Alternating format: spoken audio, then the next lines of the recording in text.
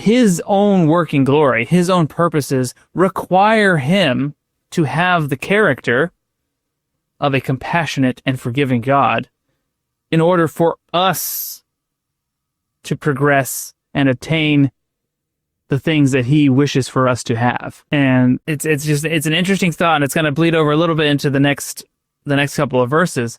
But I mean, God is who he is because it is necessary for him to accomplish with us what he wishes to accomplish. And it's just a very intriguing and interesting train of thought. I found this definition for compassion, and I thought, boy, this helps. I think put perspective what the Lord is saying here. It says compassion is more than mere sympathy or pity. It is a divine attribute, a godly action that moves one to feel deeply for others and to act to relieve their suffering. Compassion is the Christ-like capacity to see others through the eyes of mercy, to feel their pain as our own, to be moved to lift, serve, forgive, and heal, just as the Savior does for each of us. And I thought, okay, it's the Lord saying, hey, I'm going to have compassion on you.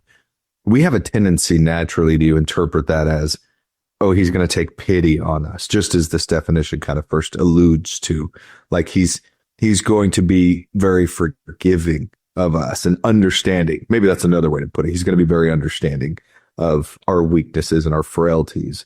But this actually takes it a step further. It's like, no, it's beyond just the pity. It's beyond just the understanding.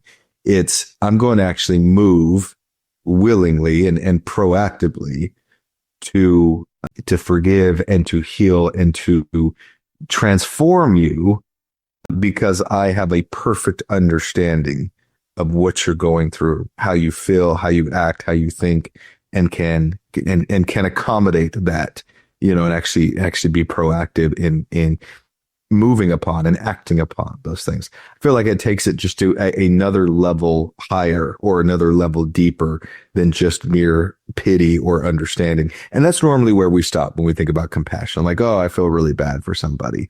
But compassion is more than that, right? It's actually taking action to alleviate and to remove that difficulty from somebody. In this case, the Lord's referencing what? The sin, right? The enmity between us and the Lord. He's actually proactively moving to remove that to the saints here in this case. And clearly that's something he's willing to offer each of us as well. Well, and God's compassion is the classic, God so loved the world that he gave his only begotten son. Yeah. That's his compassion. And it's a complete and total compassion. It's an eternal and infinite compassion.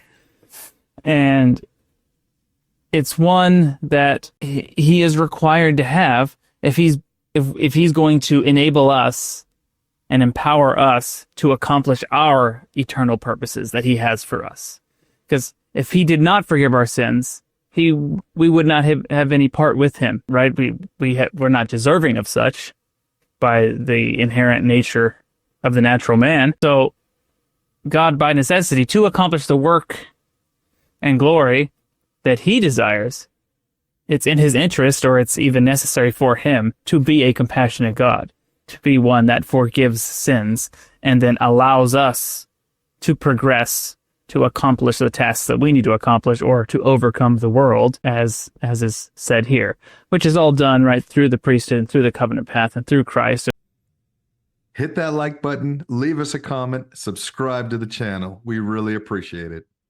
They may seem like little things, but liking, commenting, it helps the algorithm push our content out to more people. So it's our small way of sharing the gospel in a social media age.